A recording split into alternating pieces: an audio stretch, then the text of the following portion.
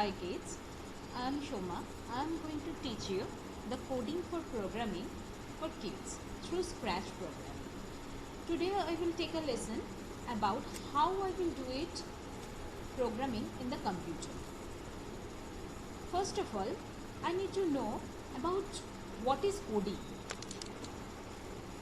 Coding is actually the process of developing and implementing a various steps of instruction to enable a computer to do a certain task. What does it mean? It is actually execution of a certain number of instructions. Whatever user will provide the instruction, computer will execute through coding. So, coding is only the execution of a certain number of instruction to do some work. Now we will see how computer is understand the codes. We know that we are the living being, but computer doesn't have his own language, but as a living being, because it is a non-living things, but computer can interact. But how? It is only using human brain intelligence. Computer can understand two things, that is 0 and 1. This is called actually a binary. Computer, when user throw any instruction to the computer converts into a binary numbers, that is 0 and 1, which is called also on and off. Through this binary system, binary number, computer can understand the instruction, computer can process it internally, what is the instruction has come to process. Now computer will compile that particular binary code and it will give the certain output. Now we will look how computer is doing so. The steps. First, user is giving some input to the computer. Now computer couldn't understand our language, so there is need to convert from our language to computer language. So convert into the binary number. All the instruction only represented as a 0 and 1. Now computer will internally process all the zeros and 1 number and will get the proper output from that. After that, computer will give the desired output, but it will convert from binary number to our user language. So that is also done by the internally, and at last it will throw our actual desired output. So we can think as a workflow that computer first gets the input from the user, then it's converted to the machine level language, that is 0 and 1, and now it will execute it will compile internally to execute the instruction. Then computer again will get the output from the binary mode to convert the user level language, and then it will throw the actual output. There is a lot of application regarding this, that like we are in the digital age, so all the digital device like electronics device actually running through the coding. So now we will see how we will do the coding through Scratch. Now we are going to Scratch website, which is scratch.mit.edu. In the previous class, we already told you how to create an account in a Scratch. Now we will start a programming through Scratch. First, you can see in the left hand side of the web Scratch, just next to that there is a create. We can click on that. Now we will see how to code through Scratch.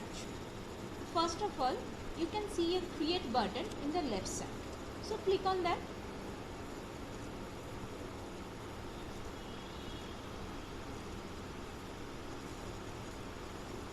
Now there is a three part has come. One is coding part. There is actually a different block is there, and this block is like a Lego that we can arrange in a building, like build one after another, and we can write in code. We can give an instruction to the computer. Where we will do it? This is the place actually where we can write the code. And another in the right side, you are seeing a one cat. This cat is called Sprite. This cat actually will perform in the stage. Whatever we will give the instruction through code, this sprite, this cat will perform that. So now we will see how to write a code in the Scratch. Now, before writing a Scratch, I just want to introduce some blocks that we will use very frequently in our coding. So there is a motion. In motion means it's move block, turn, right, go to. We can set some axis, distance or point, direction that we can, any motion we can represent through this motion block. Just behind that we can see as loops. Loops is like the object we will select, how it will look like, that we can select from here. Similarly, we can select sound. If we want to say something, if we want to play some sound, then we can select different sound from here. Another thing is the main important block of this code is an event block.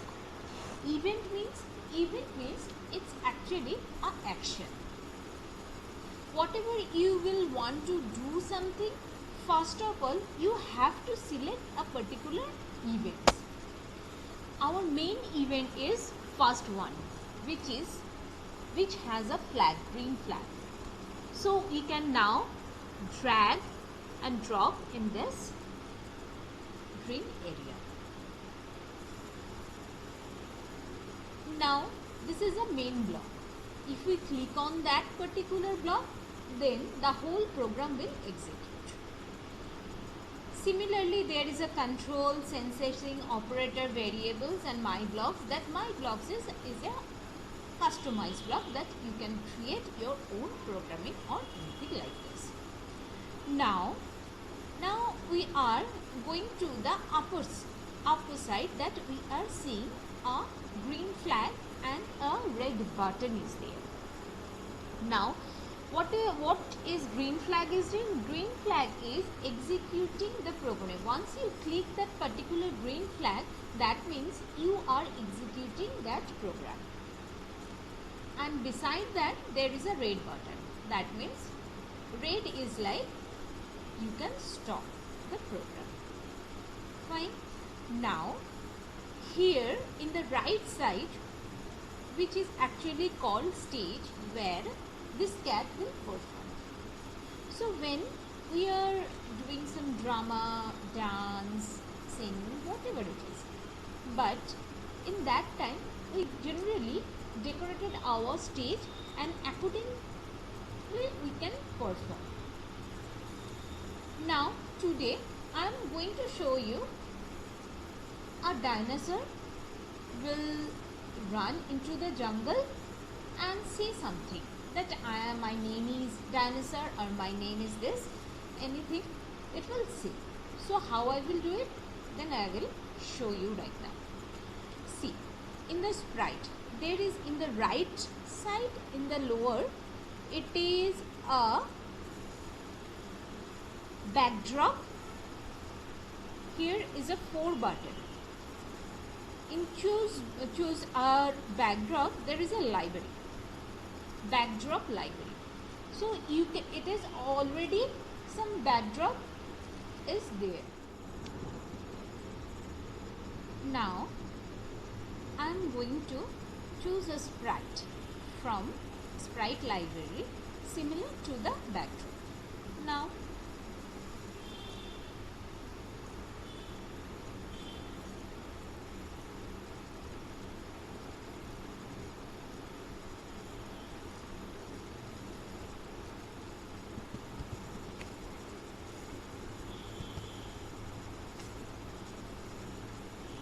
here is a dinosaur. So I can choose it. Now I will write the programming. The dinosaur will move in the forest. This cat is actually a default sprite, and if I want to choose any other sprite to perform my coding, I can choose it from the library. Also I can create a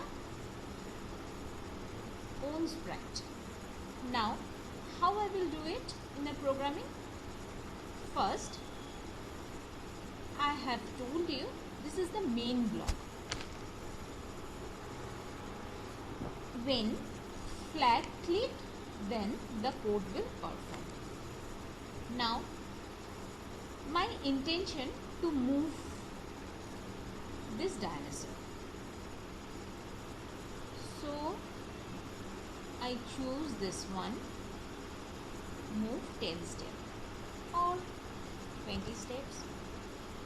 Now if I double click on that, you can see the dinosaur is moving. Fine. Now it is not right that every time I will click on that and then dinosaur is moving. What I need to do if I want to continuously doing this? So I can use the loop. Loop means, what is loop? Loop is actually when we want to do a repetitive work. So we can use loop. Here it is loop is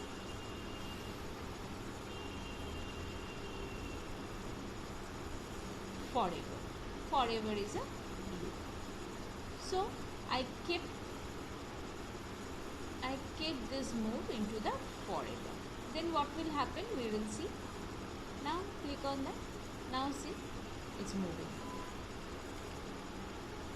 Okay, now I need to do another thing is here.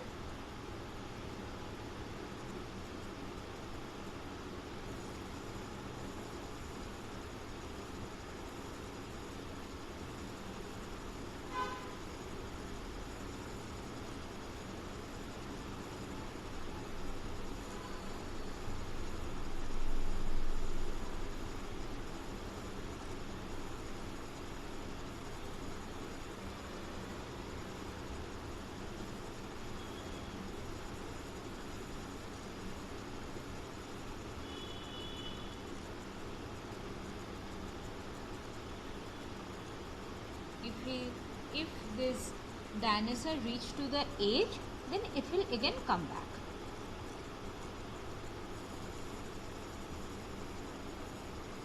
There is a bound function is there. If it is, just a minute, I need to this one. So see, it is going on.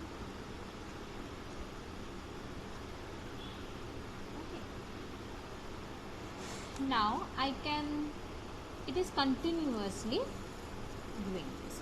So it is, see, when it is coming, it's just it's making us itself opposite. So now I will give the rotation style. See now what is doing. See, now it is like it is moving. Now it is now continuously it is moving. I need to stop this dinosaur after each move. So now we will do it through wait function that I will instruct to dinosaur wait for some time after each step.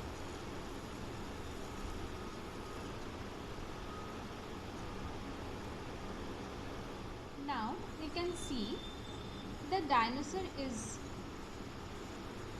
going each step and then pause for a second, and then once it is reached to the edge, again it come back. That we have implemented.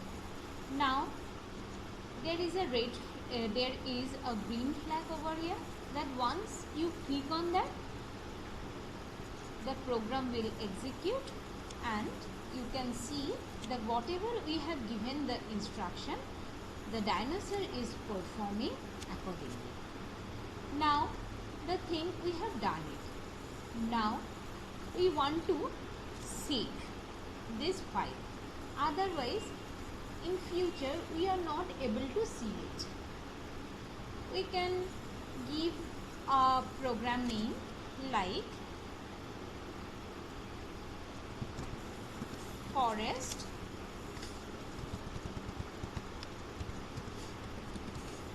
animal.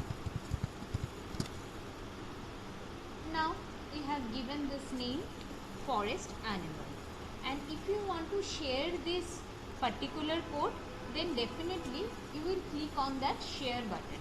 Otherwise no one else will able to see it. Now we want to see what we have done. We will go in our login in the right side. Then we will see there is a 4 option, that is my stuff. We will go into the my stuff option, and then we will find our code that we can retrieve from this. If you click on that, you will able to retrieve that code. See. Okay, now we are going to finish our lesson here. We will give a homework and you will do it. Thank you, kids. Expect you will enjoy a lot, and we will have a more charming things in the next class. Thank you. Bye.